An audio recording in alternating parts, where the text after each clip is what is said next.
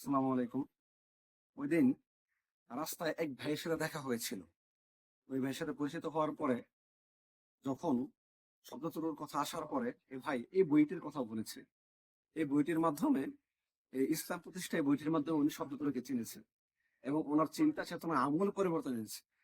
যে ইসলাম প্রতিষ্ঠার, ইসলামী হুকুমত প্রতিষ্ঠার যে তাসের ঘর আমরা এখন বর্তমানে বিনির্মাণ করছি, এত চিল্লাচিল্লি এত হৈ হুল্লোড় করে আমরা যে তাসের ঘর বালুর বাঁধের মতো আমরা নির্মাণ করছি, সে তাসের ঘর একটু হাওয়ায় লাগলেই যে ওই মিলিয়ে যাবে, যে বালুর বাঁধ একটু পানির স্রোত আসলে যে মিশিয়ে যাবে, সেটা তিনি এই বইটা পড়ে বুঝেছেন।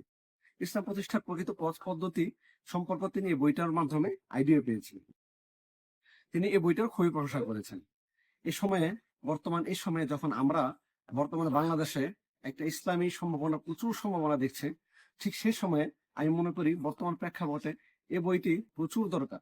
যারা ইসলাম বিনির্মাণের স্বপ্ন দেখেন, ইসলাম প্রতিষ্ঠার স্বপ্ন দেখেন, তাদের প্রত্যেকের উচিত এই বইটা একবার হলেও পড়া।